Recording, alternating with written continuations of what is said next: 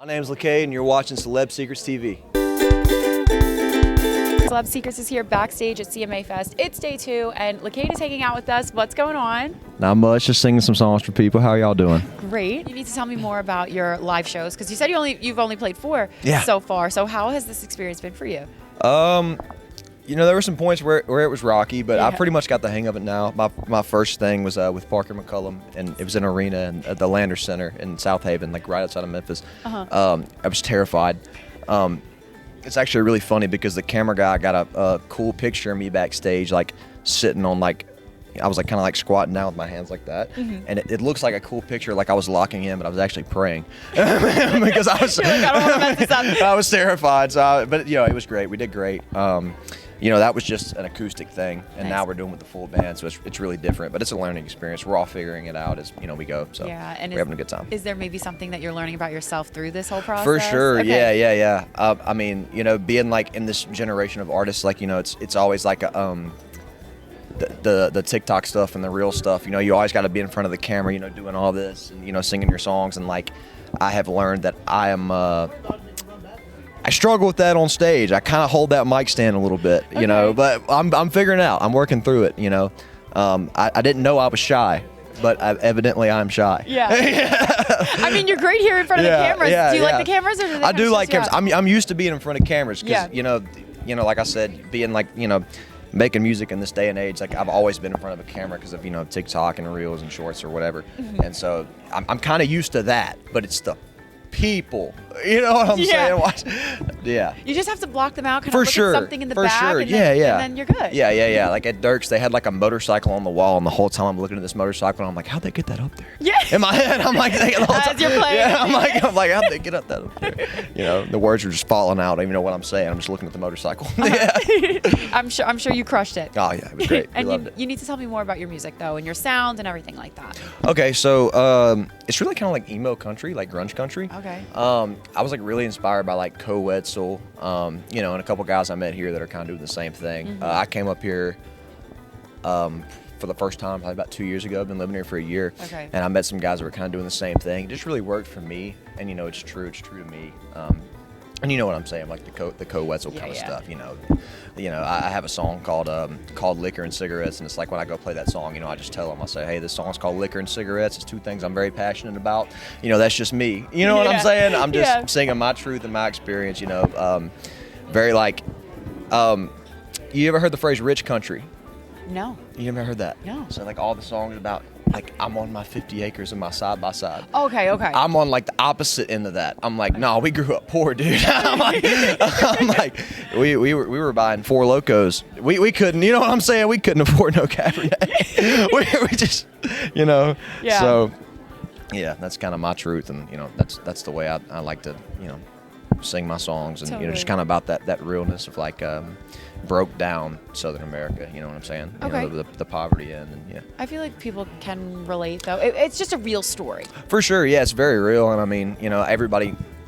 I feel like most people have that I've spoken to have been in that position, Totally. at one point or another. Like I said, we were poor when I grew up, and the small towns I lived in, it was just a lot of drug use and heavy alcoholism, especially in my family, and so I just kind of am singing what I've seen and what I know. Country music is not what it was 5-6 years ago. And how do you feel like you're kind of fitting in this progression and in this mold?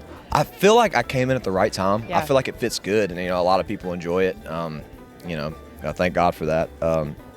I was a little nervous to come out and kind of do the more popular thing at first, because like you said, it's kind of recent that's more being accepted. Totally. But yeah, I think I just hit it at just the right time, and I think that people are really enjoying it. I think they'll continue to for a Absolutely. couple years. I'm sure something new will come along in Okay. 5 years, and we'll have to adapt. But for right now, yeah, I think it's working, and I think people are really liking the music. For sure. Can you tell me about your new song that just came out a couple weeks ago? For sure, yeah. So we wrote a song. It was called "You Get Me." Probably 7 months ago. Okay. It's been sitting for a while. I actually wrote it with one of the guys. If you ever heard the Bailey Zimmerman song "Rockin' a Hard Place," Yep. he was one of the writers Oh, no way. on that song. Yeah, and so Okay. we rewrote it about 7 months ago, and it kind of sat on the shelf. And it's definitely one of my favorites that I wrote. last year. I'm like super happy to have it out, you know. And it's just like I was, you know, saying earlier, it's just kind of about like my truth and like what I've went through and like, you know, like addiction and whatever. And yeah, I'm just, you know, really honest, and I'm happy that, you know, people have the chance to hear it now. Yeah, how's the feedback with the fans been so far? Really good. We had a good first week streaming wise. The fans are really liking it. I'm really liking it, you know, and yeah, we're super happy about it. That's all great. around. And how does this kind of set the precedent for new music? Because I feel like you gotta have tons of songs in the Right. Oh, dude, I have like 95. Oh, it's no crazy. way. Yeah, I have like 4 albums, 5 maybe. Oh my gosh. Yeah. I think we're gonna like keep moving towards that direction. You know, there were some times where I kind of wanted to branch out and try like the more modern country, like Nashville country approach. And, Yeah. It's just not really. It's not really me. And you know, I just kind of like almost that Texas vibe. Like I said, lyrically, and I think that's kind of the thing we're gonna chase. We've definitely been like looking into some like country rock. So we have a couple country rock demos, maybe, you know, chasing down something like that. That's so awesome. yeah, for sure. I can't believe you have 95 songs. I mean, you could just keep them. You know, you don't have to make any more music. I really don't.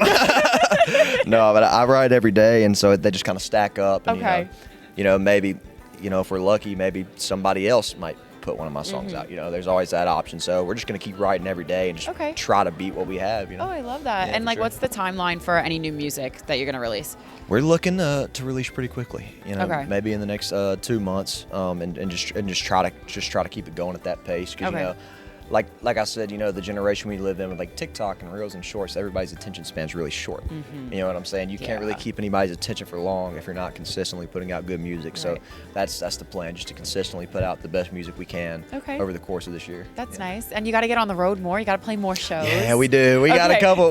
Tell me about that. So we have a couple lined up. We have Tailgates and Tall Boys next week. It's a big festival. It's kind of like a truck show and a festival in one. Yeah, we have that lined up. We have a Golden Sky in Sacramento in November. And a couple things in between there. We're going to go out with Justin Moore and in Pennsylvania. Oh, wow. Next month, and that's going to be sick. We actually just got off of a military base this past weekend, which was really fun. Yeah. The military guys go crazy. Yeah. For music, you know what I'm saying? Really do. They go crazy, and so yeah, we had a great time out there, and yeah, we're just really picking up what we can. I think we're going to do some things with Tucker Wetmore. Also this year. So yeah, we're just really excited about that. We're just going to keep picking things up as we go. That's awesome. And we are Celeb Secrets. So when I interview people, I ask them about like secrets, fun facts, maybe even hidden talents that you might have that people wouldn't know just by seeing you on social media or listening to your music. Hidden talents. That's a good freaking question. Okay, so I'm like a super nerd, right? Okay. So basically, like if you gave me like a computer, like that MacBook, I could take it apart and put it back together. No way. But what did you like kind of get into that? I don't even know. I just loved playing games when I was a kid, and I just kind of figured it out. Oh, wow. You know, like I loved playing like games on like the family computer, and then like there are points where I was like, I gotta get this thing to run faster, so I would go on YouTube and figure out how to do it, and I would like go buy parts and and just put new parts in there, and my mom would be like, why is the computer in pieces? And I'm like, just wait. And then I put it back together, and she'd be like, holy shit. Yeah. She's like, this is awesome. Yeah, she's like, you know how to do this. I could work at Geek Squad for Best Buy. Oh my gosh. Easily. I mean, if this didn't work out, I'm going to Geek Squad. You go to Geek Squad. Yeah. Do you like kind of mix your own music and do kind of like that stuff? Okay. I did for a while. Yeah. I was a SoundCloud rapper in high school. Oh, no way. From the point I was like 14 to the time I graduated. Wow. And and I was, just doing, I kind of did the rap thing, like the hip hop thing, and then I kind of try to do the Machine Gun Kelly, like the, the punk pop, and then I had actually made like a country song, just kind of for fun, right before I graduated, because my dad's always been in the country, and I have too. I just never thought I'd be making it. Okay. And so I had been graduated for a year, and I took a year off of college. I didn't want to go, and then I was like, all right, well, I'm going to try one more year on music, and if it doesn't work, I'm going to college. I'm going to go to college. And so I posted the country song that I had made like half of from like 2 years ago on TikTok. It was like 3:30 in the morning at some frat party, and I woke up on the couch, and my boys were waking me up, and they're like, "Bro, you're famous," because it blew up overnight. And so yeah, that's such a cool story and such a great secret. I mean, I wouldn't know that you were like geeking out with all the computers, but didn't know that you had the rap thing in high school. So I was a big nerd. Wow, big nerd, that's SoundCloud rapper nerd. That was me in high school. That's awesome.